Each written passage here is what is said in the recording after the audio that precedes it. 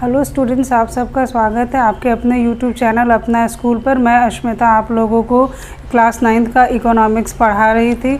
हमने चैप्टर 1 पालमपुर गांव की कहानी शुरू किया है और उसके कुछ दूर तक टॉपिक्स तक हमने कवर किए हैं। कल अगर हम देखें तो पालमपुर में जो खेती होती है उसके कुछ पॉइंट्स पढ़े थे, जैसे भूमि पर आधुनिक तकनीक का प्रभाव, आधुनिक कृषि विधि,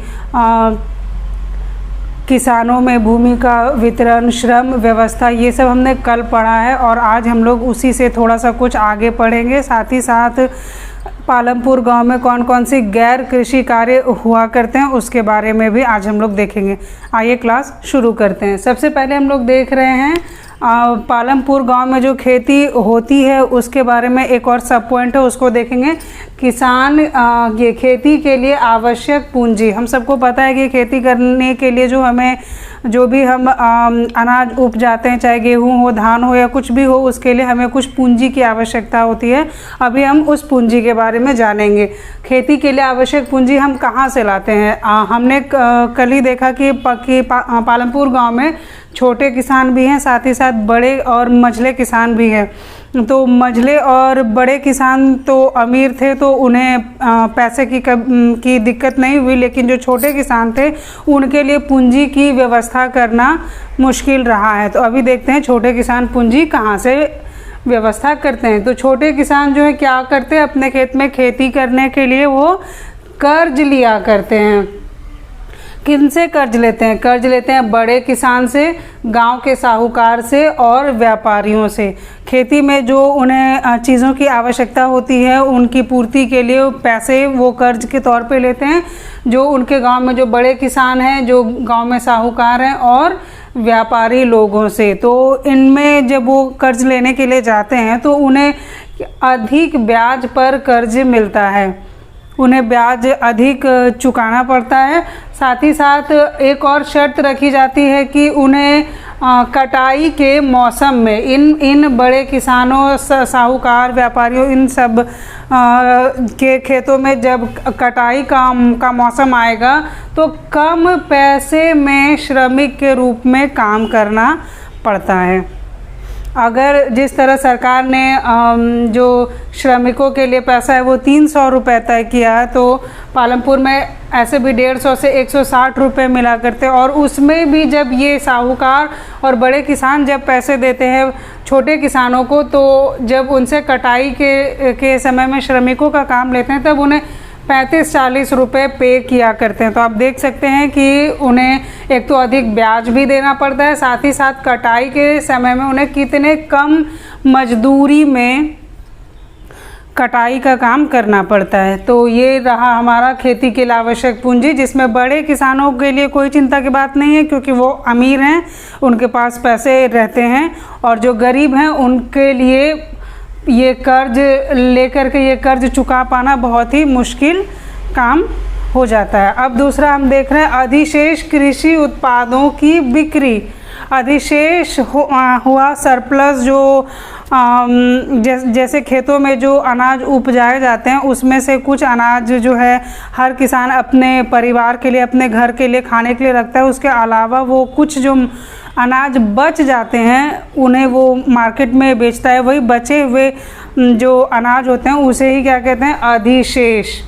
अधिशेष कृषि उत्पाद, जो कृषि उत्पाद जो किसान करते हैं उसमें से जो अपने परिवार के लिए रख लेने के बाद जो बच जाते हैं उसे क्या बोल रहे हैं?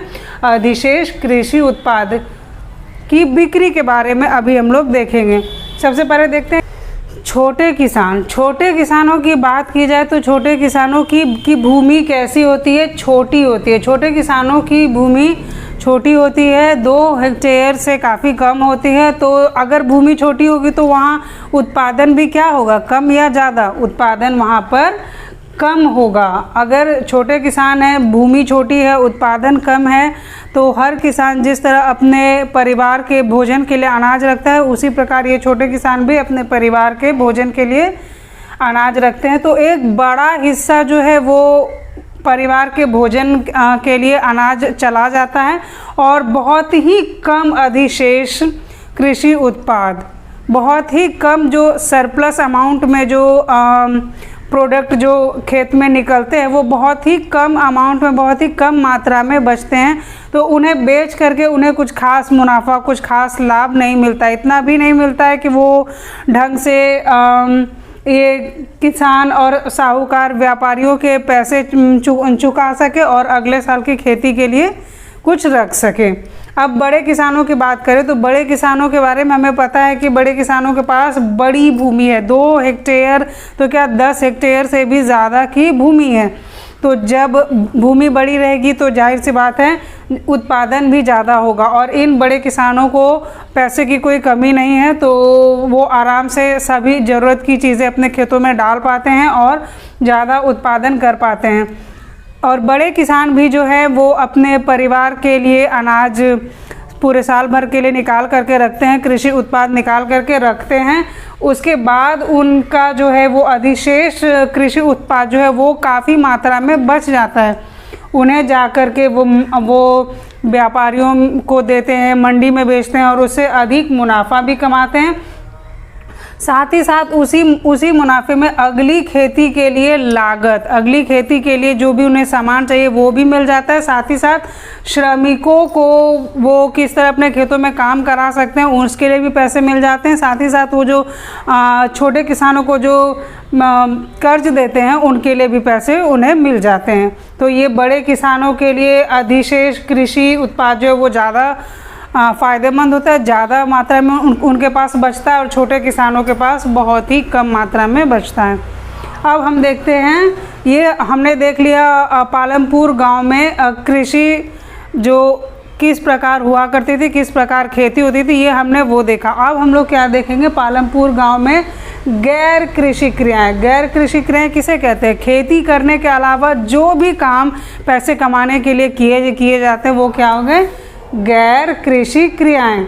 उसमें सबसे पहले हम क्या देख रहे हैं? डेयरी। डेयरी का मतलब क्या होता है?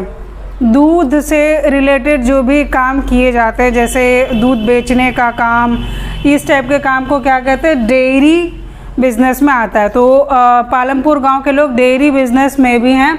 उसमें देखते हैं हम क्या देख रहे हैं कि पालमपुर के लोग क्या पाल रहे हैं? भैंस पालते हैं। पालमपुर के गांव भैंस पालते हैं, और वो जो अनाज उपजाते हैं, ज्वार बाजरा, वो सब में से जो उनका चारा निकलता है वो अपनी भैंसों को खिलाते हैं। और जो उनसे दूध निकलता है वो रायगंज गांव में बेचते हैं।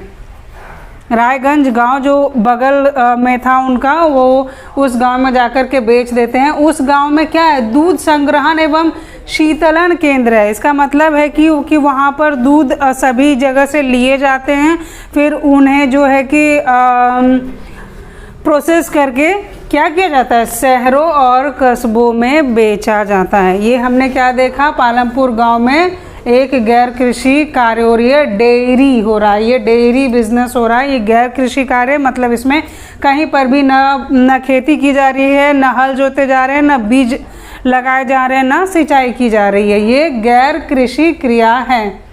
दूसरा क्या है? लघु स्तरीय विनिर्माण। लघु स्तरीय विनिर्माण जो छोटे मात्रा में, जो छोटे स्तर पर जो उद्योग चलाए जाते हैं, वही है हमारा लघु स्तरीय विनिर्माण। अब हम देखते हैं पालमपुर गांव में किस प्रकार का लघु स्तरीय विनिर्माण का कार्य होता है। सबसे पहले हम क्या देखेंगे कि वहाँ जो है वो बिजनेस कौन चला रहे होते हैं? परिवार के लोगों द्वारा ही चलाया जाता है, ठीक है, क्योंकि वो छोटे स्तर पर है, तो उन्हें वो जो है बाहर से मैनेजर नहीं रखते, बाहर से वो श्रमिक नहीं लाते। वो जो है क्या करते हैं? परिवार के लोगों की ही इतनी संख्या होती है कि वो खुद ही वो बिज़नेस चला पाते हैं। इसमें हमने हमारे बुक में 2 उदाहरण देखे हैं, एक मिश्री लाल का और एक करीम का। सबसे पहले देखते हैं मिश्री लाल। मिश्री लाल क्या करते हैं? गन्ना पेरने का काम करते हैं। तो पहले उनके पास बैल था, वो पहले बैल से गन्ना पेरने का काम किया करते थे, लेकिन फिर जो है उन्होंने क्या किया?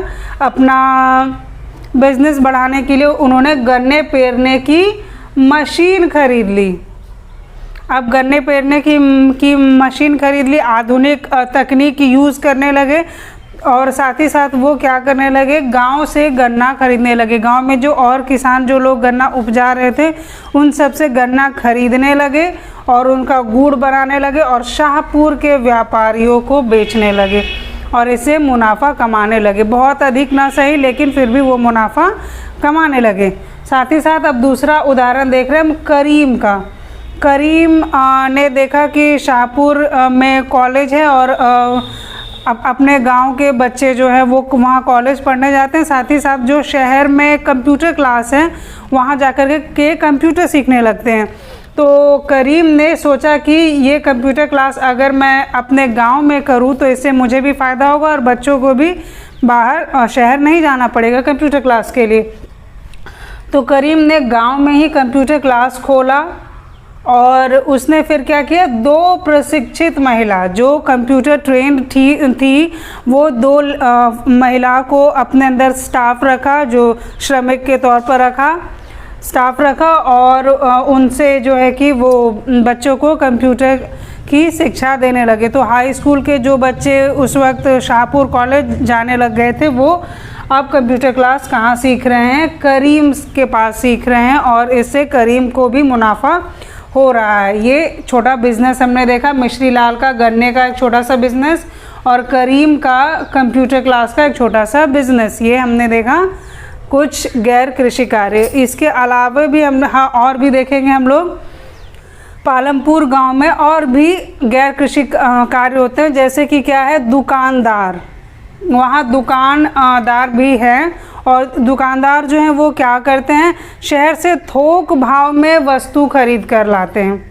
शहर जाते हैं, चूँकि ये पालमपुर गांव है तो वहाँ के दुकानदार शहर जाते हैं और थोक भाव में वस्तु खरीद कर लाते हैं। जैसे चाय हो गया, तेल, बिस्किट, गेहूं या अनाज या कोई विशेष प्रकार की वस्तु, पेन, कॉपी, ये सब चीज़ें कहाँ से लाते हैं, शहर से थोक भाव में ले आते हैं और गांव में बेचते हैं और इस तरीके से वो दुकानदार मुनाफा कमाते हैं, अपनी आजीविका चलाते हैं।